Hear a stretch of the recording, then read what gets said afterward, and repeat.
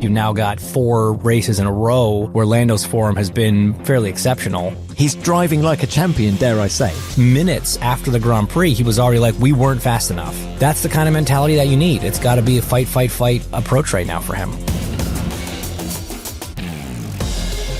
Piastri's now got nothing to lose in this championship, has he? The pendulum can switch so quickly. No one's sleeping well right now, Tom. No one's sleeping well. Vegas is the last opportunity for Max Verstappen to put down a marker, in my book. It's still, I think, a situation where Max could win the next 3 Grand Prix. What about Ferrari? John Elkann, the boss, says my drivers need to focus more and talk less. That's going to set a tone in that team. It's not the kind of tone you want to show up to the racetrack with. Welcome everyone to F1 Nation's preview of the Las Vegas Grand Prix. The world title can't be won this weekend, but whatever happens, it will be huge. I'm Tom Clarkson, and joining me on the show is F1 TV expert and 6-time IndyCar race winner, James Hinchcliffe. Hinch, great to have you on the show again. All good after Brazil, first of all? Yeah, thanks for having me, TC. Always nice to be back. And yes, I mean, what a race. What a race weekend. I mean, crazy Grand Prix, crazy sprint race. I don't think anybody expected it. We do sort of, come to expect the unexpected from Brazil, don't we? And certainly weren't let down.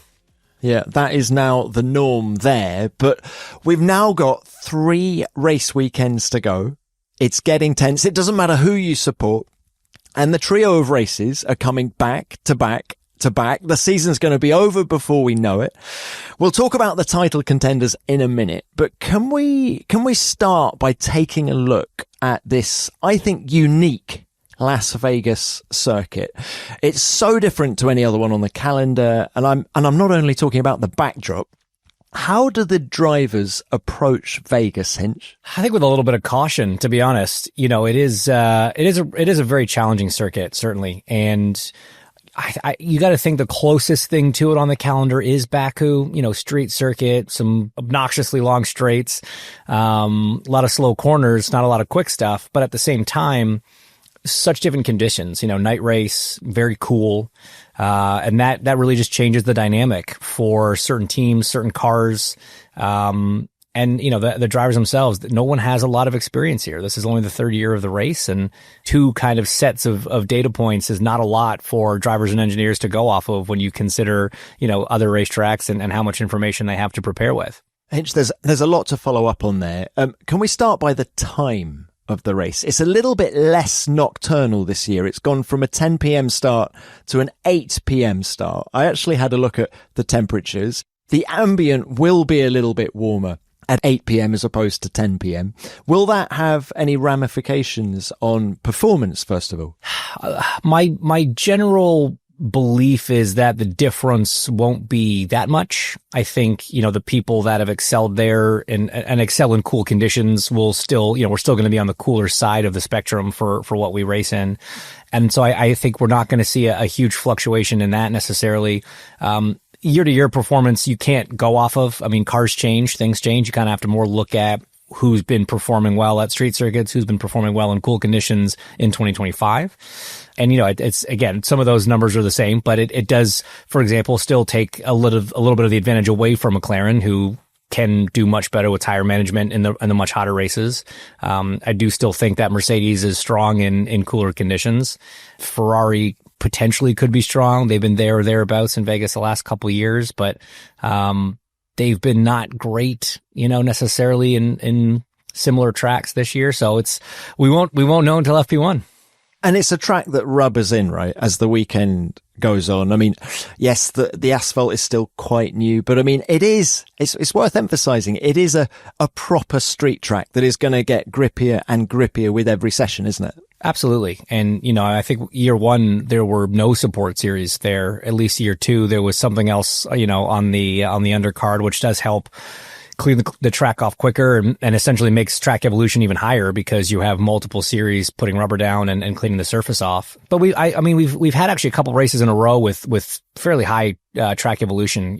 Austin's fairly high, Mexico's fairly high, Brazil's fairly high. So the teams are kind of used to that. It is more difficult on a street circuit because there's no room for error, right? So as the track grip improves, you are trying to find those limits, push those limits, but it's a difference between, dropping a wheel in the dirt or ripping the right rear corner off the car. So you do have to approach it a little bit differently from the driver's perspective.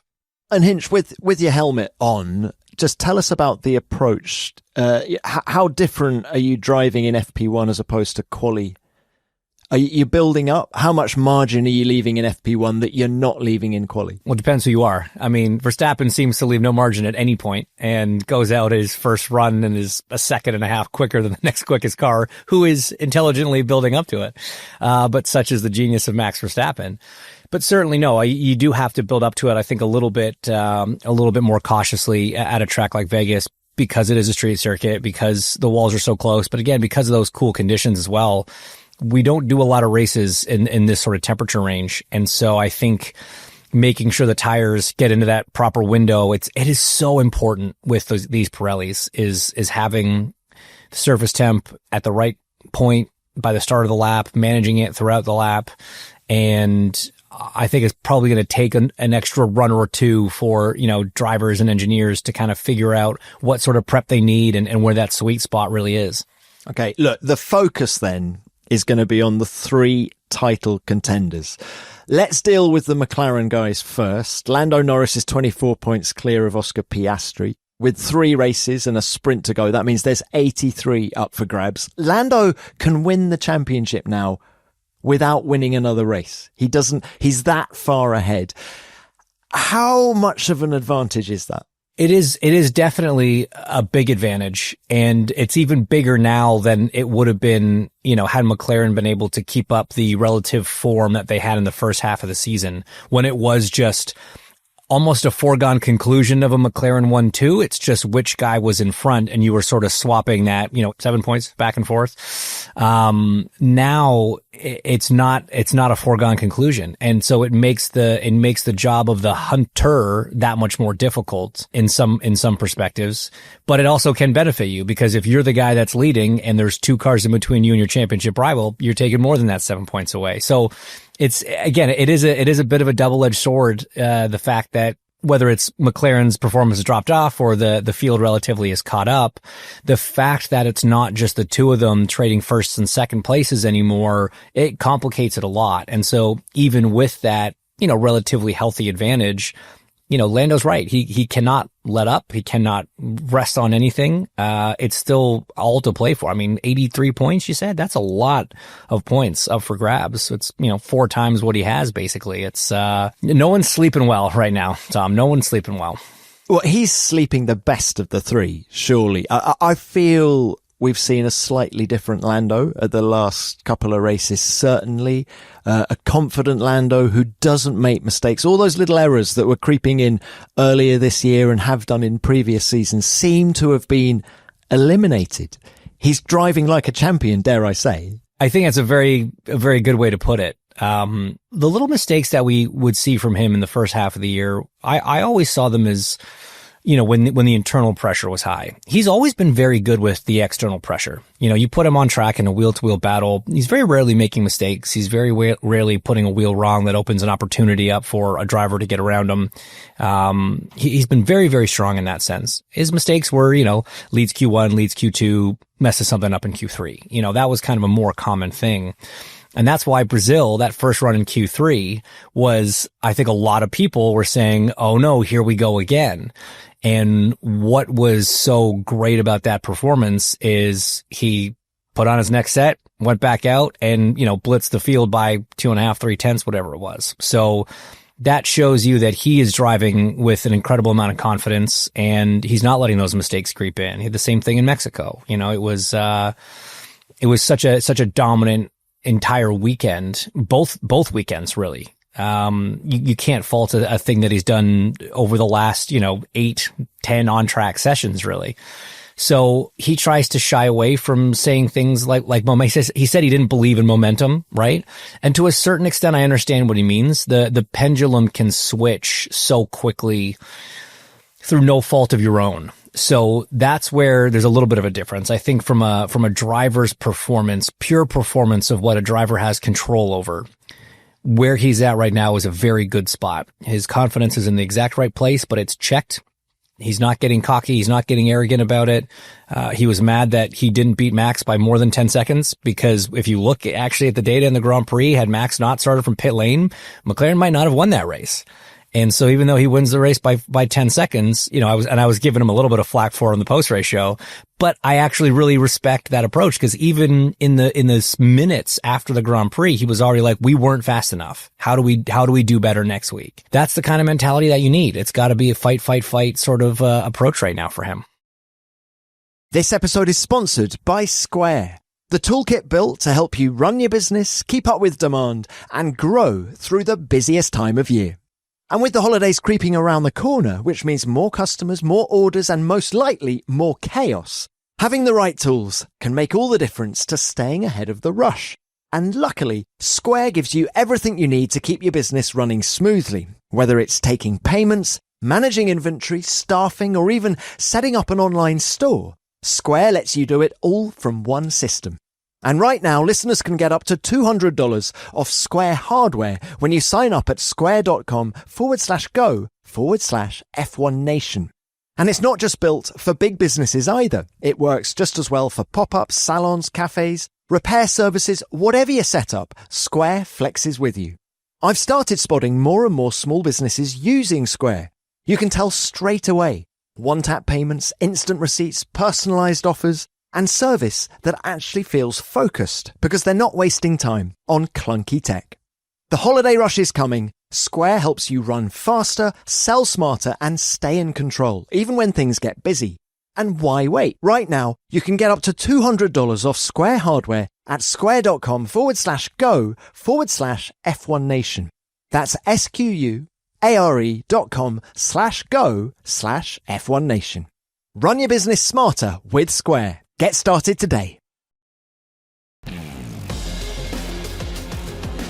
Oh, in the wall and out of the race. The slippery conditions put Piastri in the barriers. Massive. 3 wide into turn number 1. How brave is Piastri feeling? He hits Antonelli, who hits Charles Leclerc, and Piastri will be up to second position. Oh, it was a brave move from Piastri again. I think he had to go for it there. He had such a good run on the safety car restart. Key moment in the Formula One World Championship.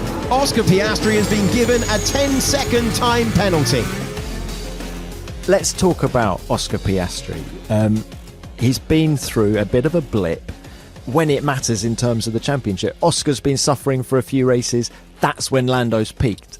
What's interesting is after Baku, I think myself, I won't speak for anybody else. I was sort of thinking, man, on a weekend when Oscar has a rare mistake and a rare issue, either McLaren or Lando specifically didn't get it done. Like they didn't have the car. They weren't quite the fastest car there, but he did sort of botch qualifying, started 7th, couldn't do anything from there and didn't take full advantage of it. And I thought, man, it's so unfortunate for him that on the day that Oscar struggles, him and the car just weren't what they needed to be to really capitalize on it. But then you fast forward and all the subsequent days where Oscar's had off-ish days in comparison to Lando, he has delivered, right? And he has maximized what that package has been capable of. So it is a bit of a double blow for Oscar because not only has his form seemed to have dropped, you've now got kind of 4 races in a row where Lando's form has been fairly exceptional. And it's a tough place to come back from as a driver. But I think in Brazil, we started to see the rebuild was starting to take place. He wasn't struggling with the car as much there as he had been in Mexico and Austin. And his pace on the soft tyre in the middle of the race was much, much stronger than that of Lando. So we'll come on to whether he deserved the penalty. But I think he surely will have come away from Brazil in a more upbeat frame of mind anyway. Yeah, I mean, not happy with the result maybe, but happy with the performance. Almost kind of how I hope he left Mexico, because the second half of the Grand Prix in Mexico, and we spoke about this, right? He really did sort of figure out what it was he needed to figure out on how to drive that car in those types of conditions. And you can sort of look at Austin and Mexico City as unique sort of tracks. Andrea Stella saying that the car needed to be driven in a way that's comes a little more naturally to Lando in those conditions, less so to Oscar. But the second half of the Grand Prix in Mexico, he seemed to really make some strides. Everyone sort of expected Brazil to be a bit more up his alley, a bit more his type of racetrack. First practice would have made you thought that for sure. The gap in sprint qualifying, I think, was a little surprising. And I don't know if maybe there was a little mistake on Oscar's lap or if that was his full potential. I don't remember what he was saying post session there. The sprint race was a blow. That was a huge blow. Maybe he takes some consolation from the fact that two other drivers at the exact same time had the exact same issue. So it's easy to kind of look back as a driver and be like, okay, exceptionally difficult conditions. We all made a similar type of error. I didn't do anything completely erroneous and it led to us, in this position. And then in the Grand Prix, man, he was moving. Like he had the pace, the move that he pulled off that I'm sure we're going to get to, had him right on Lando's gearbox. And that was what he needed to do. It was great to see him get his elbows out and force an issue and try to make that progress because he knew that's what he needed to do with Lando up there leading the race.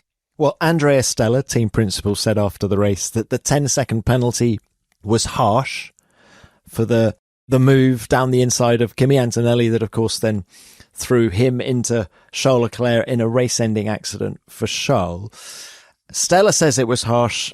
I thought Oscar was magnanimous. I would have been much stronger if I was him because, yes, he locked up, but at no point did his trajectory change. It's not like he understeered into the side of Kimi Antonelli. It was a 3-1 doesn't go or 3-2 doesn't go situation. And Antonelli had room on his right.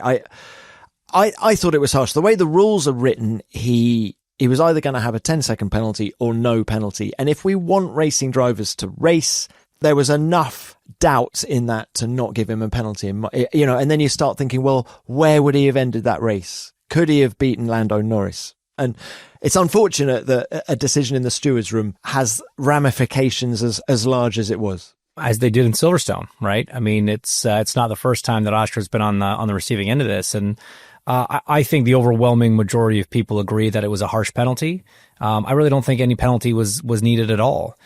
I mean, you said it. Yes, he momentarily locked the brakes, but at no point had he lost control of the car. His car ended up exactly on the apex where he was planning for it to be. If you look at the trajectory of Kimi's car, it is identical to what Lando's car was in the sense that he was turning in as if there was no car there.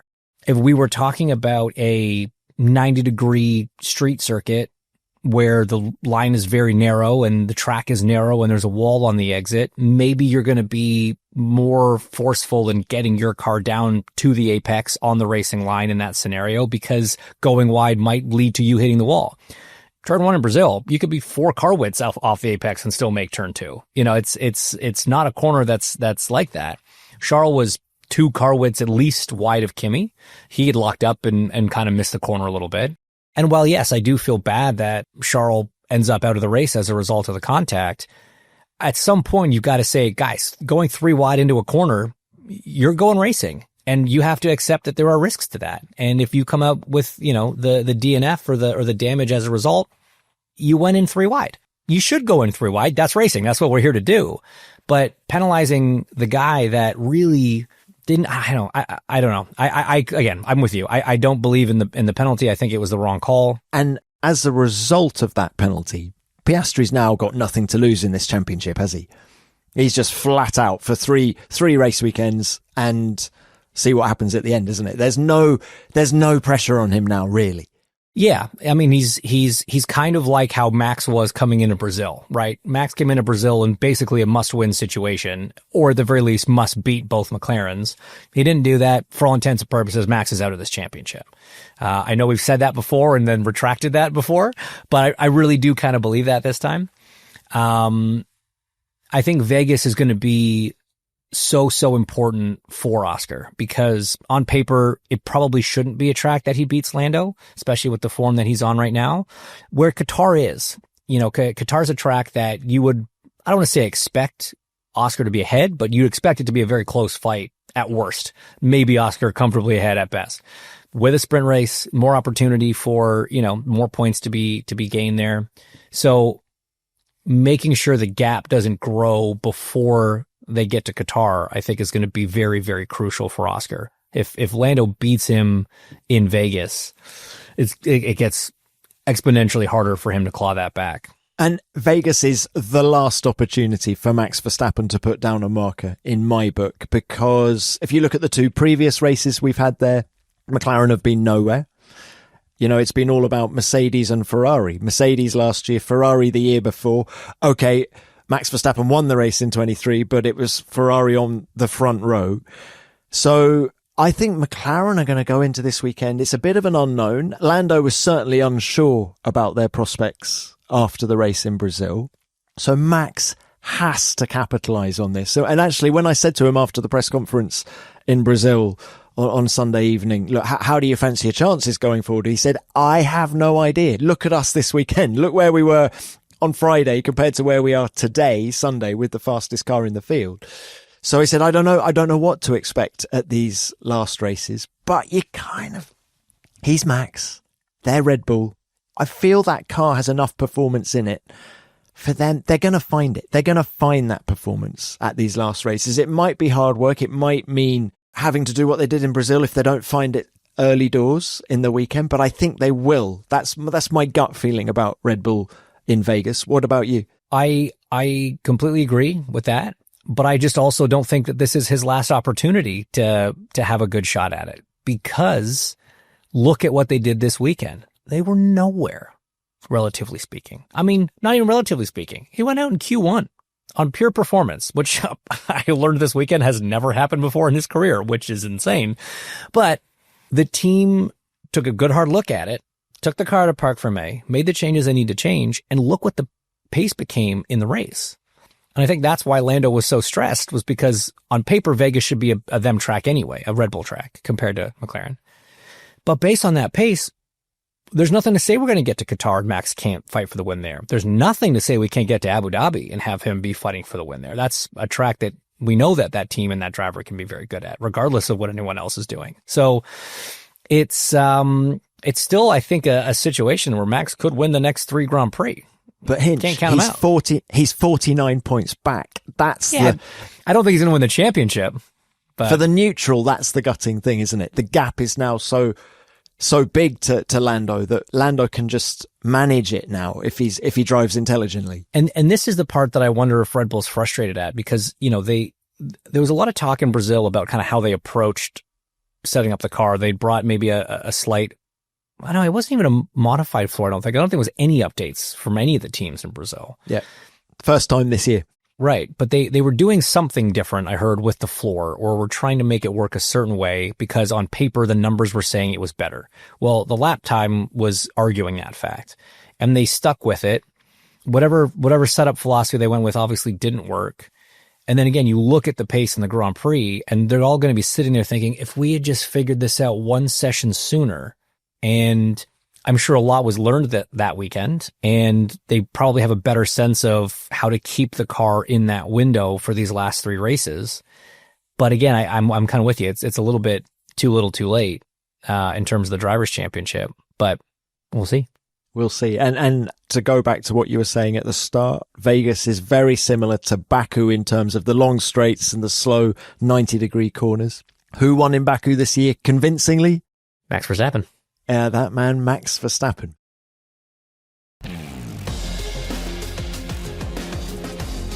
There's more to come from our Las Vegas preview in a moment, but I just wanted to let you know about the other official F1 podcast you can listen to this week. My latest guest on F1 Beyond the Grid is Oscar Piastri, who talks about the pressure of fighting his teammate Lando Norris in the World Championship battle and how he's made such a big step forward this year. That's out now. You can watch our chat on the F1 YouTube channel as well. And this week's F1 Explains is all about what you can expect from the Cadillac F1 team joining the grid in 2026 with their CEO, Dan Tauris. That's out on Friday. Just search for F1 Beyond the Grid and F1 Explains on your podcast app.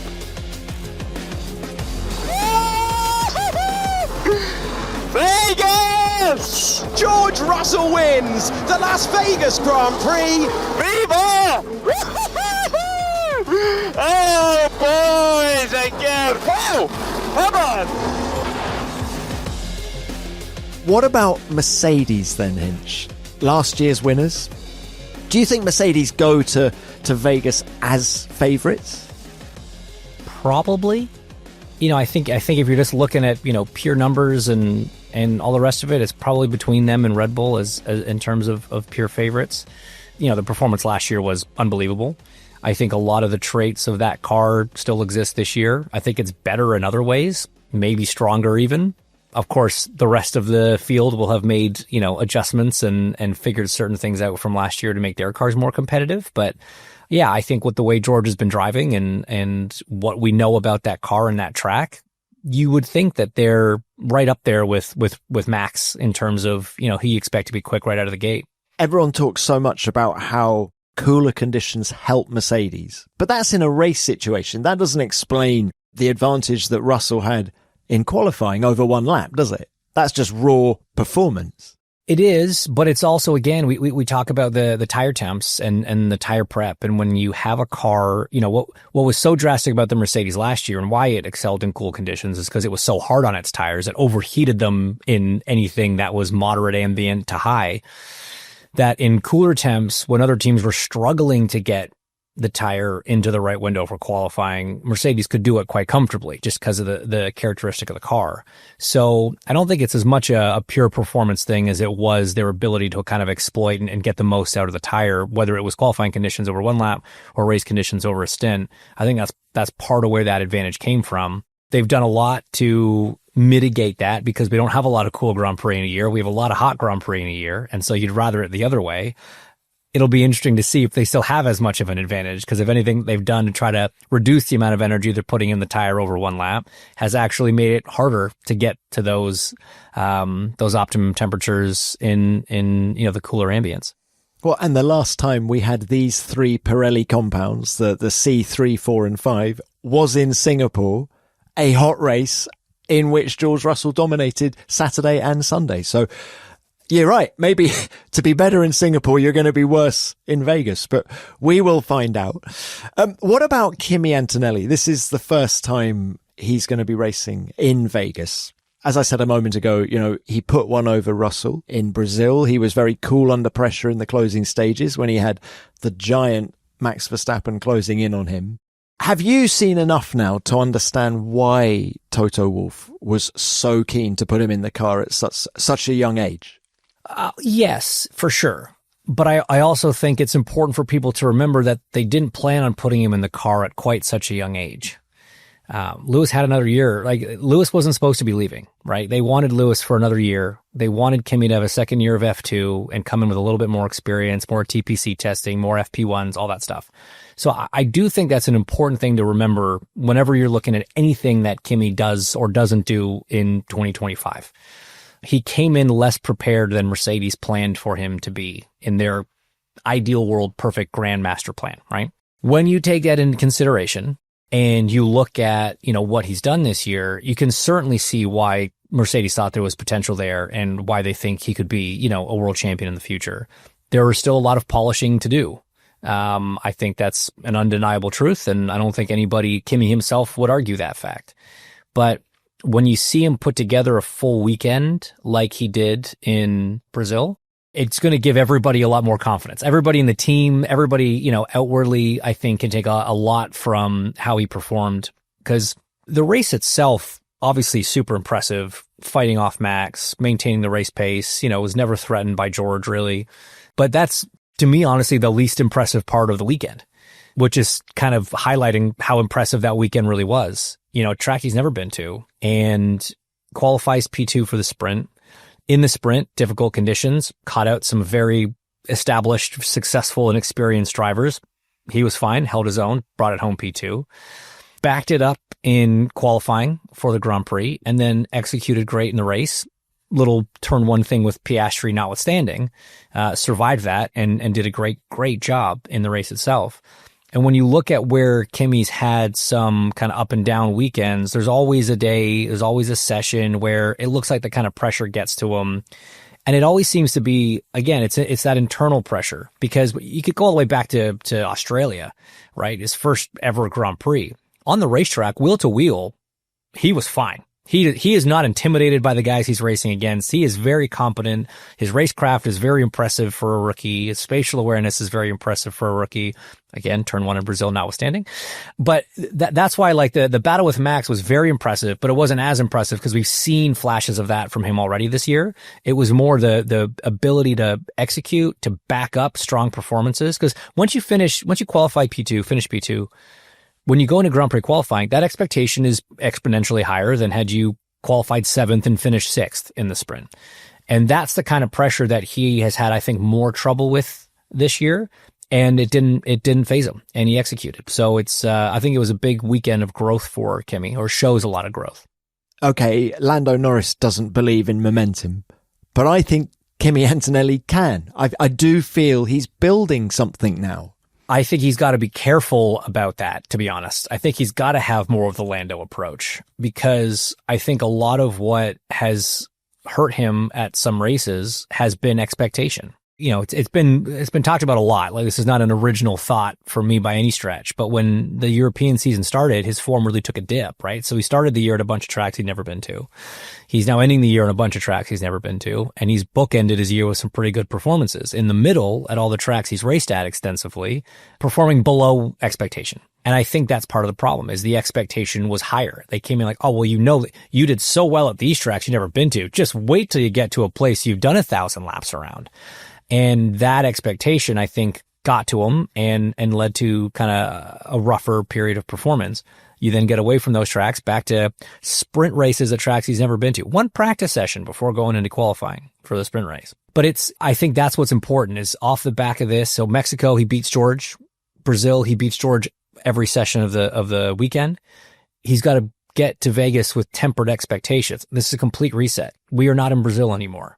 What you did in Brazil means absolutely nothing in Las Vegas. So be happy with the result. Be confident in yourself that you were able to progress and continue to perform, but do not expect that you're going to beat George necessarily. Do not expect that you're going to be fighting for a podium. Just go in there with the mindset of, I'm new here, never been to this track, I got to learn and just kind of do the best job you can. And I think driving with that sort of weight off your shoulders and expectation out of your mind helps drivers drive better. Hinch, do you believe in form when you look at racing drivers? Do you believe that you can have some days are better than others and there's nothing that you can consciously do to rectify a situation? Just some days you're in good form and some days you're not. Yes, I fully believe in form, and I think that everybody has off days. I think that it's important to analyze those days and try to establish something. But if nothing stands out, then you kind of have to forget that day happened. Because if you let it sit and live in the back of your head that, oh, I had this bad day and I don't even know why, you're always going to be questioning, God, I wonder why that was. And you're spending that energy trying to establish something, trying to figure something out you're not going to figure out. So the quicker you can just let it go. You don't get to Formula One without being an exceptional racing driver. You don't forget how to drive overnight. So if you have a bad day or you have a bad weekend, if there's nothing that's super apparent to learn from, so, you know, you look at Oscar in Mexico, there was something that very specific that he could learn in a characteristic that the car had and a technique that he needed to perfect to get better in those conditions. Perfect. Look at that, analyze that, work on that. Cool. If you go to a different track and there's not something that's that obvious and you're just having an off day, you almost have to forget it ever happened and just approach the next weekend with a completely fresh mindset. Because again, you know how to drive a race car. You don't get here without that. And as soon as you start thinking back about things that you can't figure out, you don't know why it didn't go well, your energy's staying back there, your mental capacity staying back there. It's not staying with you in the present and letting you drive to your full potential. But do drivers, so Antonelli has just had this amazing weekend in Brazil. Does he, do you think, go to Vegas with more confidence? I think so, yes. And I think that's appropriate. I think it is important to be confident in yourself that you can do the job. But there's a difference between confidence and expectation. And I think that's where he and the team around him need to be conscious of how they approach Vegas. This feels like quite a good segue into talking about Ferrari when we talk about expectation. And I mean, crikey, their third pointless race weekend of 2025, but somehow Brazil felt worse than the other two. Just Friday, the car was nowhere. Then this Leclerc puts together this lap out of nowhere to put it P3 on the grid, but really the performance wasn't there. And then 2 DNFs. John Elkann, the boss, then comes out the following day and says, my drivers need to focus more and talk less. I mean, that's got negative vibes, that quote, hasn't it? And just, what do you do if you're Ferrari? How do you talk about resetting, not looking back when it comes to drivers? What do teams do? What is the mindset of the Scuderia as it goes to Vegas? I mean, it's tough to know. It's tough to know what's happening inside that team right now. But ultimately, you know, this is where team principals really earn their money, is when these difficult situations arise, because so much of it is still mindset and so much of it is culture. And the weekend that they had, the subsequent comments from Elkann, that's gonna set a tone in that team. And it's not the kind of tone you want to show up to the racetrack with or hanging around the back of your head. So the weekend was the weekend. The comments from the boss were the comments from the boss. Fred Vasseur has to kind of approach these things head on, have a very frank conversation with the team, clear the air that needs to be cleared, and understand and make everybody in that team believe that we are still a team. We are all still going for the same thing. We have the same goals. We're all working very hard, and we're going to keep doing, you know, our best. We're going to do better than our best. We're going to put together the best weekend we've had all year, operationally, executionally, whatever. And see how, you know, it shakes out from a performance standpoint. The pace of the car is the pace of the car. The difficulty in the car is the difficulty in the car. We're 3 races to go. That's not going to change. And I think, again, being realistic about that, I don't think there's any motivational speech that anyone can give that's going to lock up a 1-2 for Ferrari in Vegas. I think, again, it's dealing with this issue because there's now been an issue. There's been a discussion. It's a public one. And, you know, letting the team know that they are still a team. They're all of each other's best allies in getting this thing going in the right direction, and trying to just keep the tone as positive as you can, understanding the situation that you're in. I thought it was very interesting after the race in Brazil that Lewis Hamilton used the word nightmare to describe what he's been living through at Ferrari. This is not his first rodeo. He's an intelligent man. He knew exactly what he was saying. And I think it's that comment in particular that Elkann is referring to when he says they need to talk less. I just find myself wondering what Lewis was trying to achieve by using the word nightmare, whether he was trying to take the blame himself. He's very good at taking the blame. You know, after all of the struggles in qualifying, he's the first one to say, it's me, I'm slow. Maybe it was an extension of that, but still, I thought it was fascinating that he used the word nightmare, because he knew that whatever language you speak, you know what a nightmare is. And that's a powerful message that he's getting across. I think with Lewis, he is a massively intelligent man, as you said. He is also an emotional one. And, you know, we catch him. I say we, you know, the media, the world catches him fresh out of the car after every session. He's got to go to the pen. And I think sometimes there hasn't been enough time between a bad session and when drivers have to have those chats with the world media to get your head in the right place. Certain drivers can do it easier than others. Everyone's a person. Everyone's a human at the end of the day. This is not an easy job. It's not an easy amount of pressure to deal with. So, you know, I think Lewis said that in the moment because it was an emotional moment. I think that, yeah, he certainly does want people to understand how difficult it's been. The other half of that quote about it being a nightmare is, you know, he's like, I'm stuck in this sort of, this 2-sided situation of the privilege of driving for this beautiful team. And like, you know, he paid the team a massive compliment before he then said how difficult the year's been.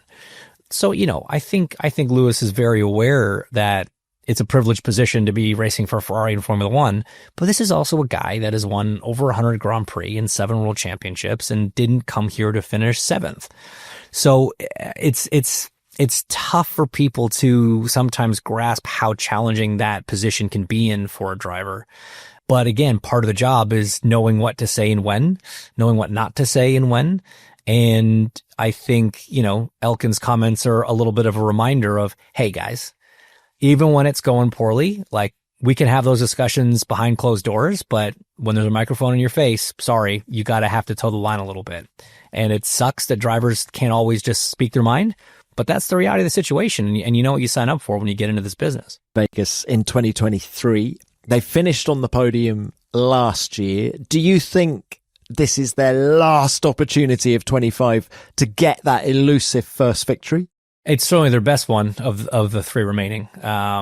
Certainly. And what's so interesting about them and Mercedes kind of, in particular, is you get these pretty drastic swings in performance that are sometimes inexplicable and both good and bad.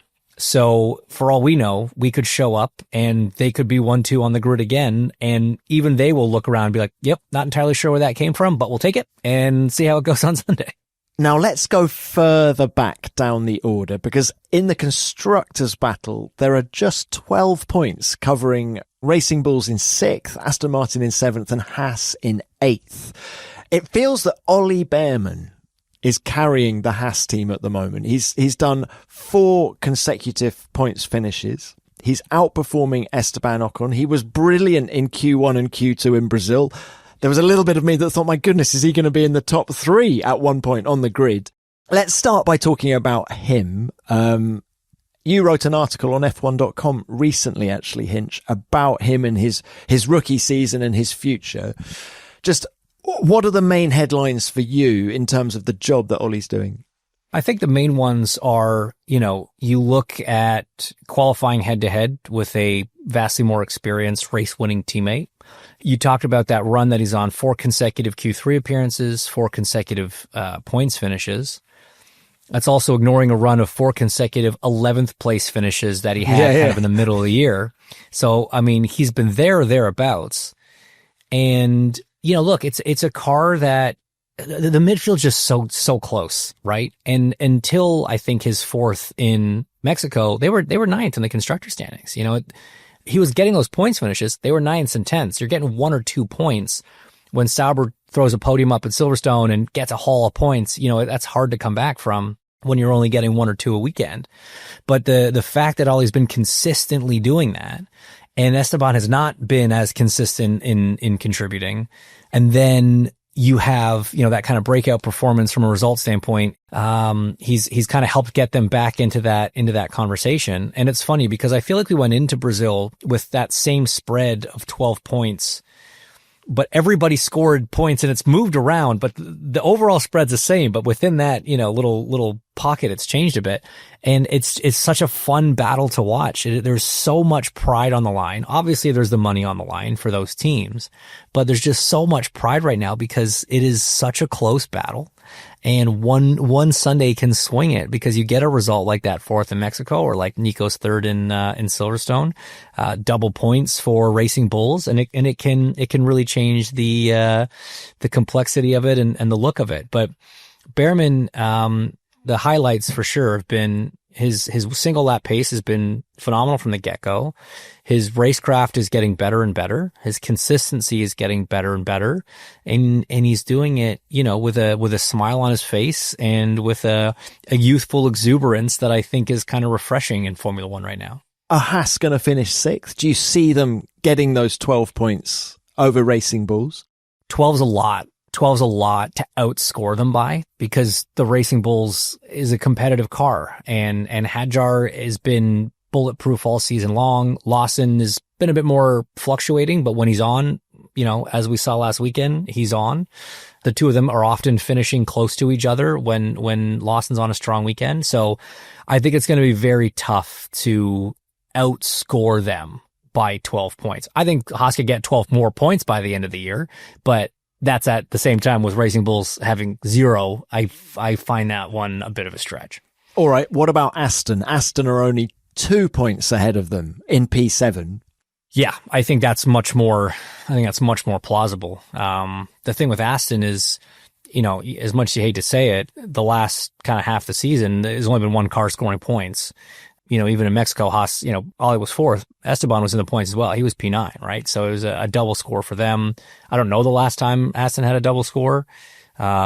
But unless they're at a track where it really suits the car, like it did in Hungary and kind of like it did in Brazil, honestly, the car was fairly competitive there. I don't know. I just feel like the other teams have a bit more momentum, and there are tracks coming up that are going to be better for them than maybe the Aston. So I could see them falling back. Well, Hinch, it's been a great chat. Thank you very much for your time as ever. Can we end this with some predictions? Come on, give us your top 3 for Sunday in Vegas. Top 3 for Sunday in Vegas. I'm going to go a Verstappen win, from a Russell second, and a Hamilton third. Wow. So Hamilton's first podium for Ferrari. Why do you think Verstappen's going to put it over Mercedes? Because he's Max. You know, it's a terrible excuse, but it's also the best one. I do think that some of what made Mercedes so much better than everyone else in Vegas last year has been inherently built out of the car to make it a more all-rounded car. So I don't think that their advantage is going to be as good. We've had other cooler Grand Prix where they were competitive, but they were not the lights out above the rest of the field that we saw in Vegas last year.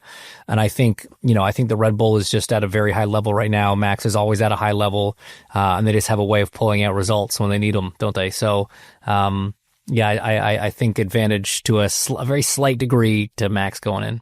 And that's a great finishing order for the championship for the neutral, because you're suggesting we're going to get no McLaren on the podium, which means Max is going to gain a bunch of points.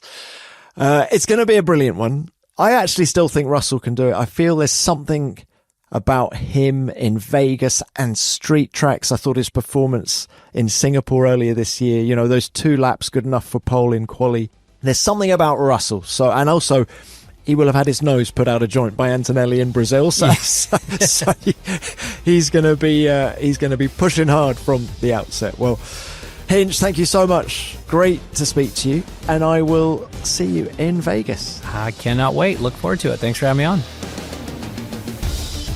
And if you have F1 TV, you can watch Hinch's analysis of all the action in Las Vegas with live coverage of every session. You can also keep across everything that happens at f1.com, the F1 app, and at F1 on social media. Or you can watch F1 cars racing down the strip at 200 miles an hour yourself. Just go to f1lasvegasgp.com to get your tickets now. Thank you very much for listening. We will, of course, be back next Monday with our review of the race. F1 Nation is produced by Formula One and Audio Boom Studios.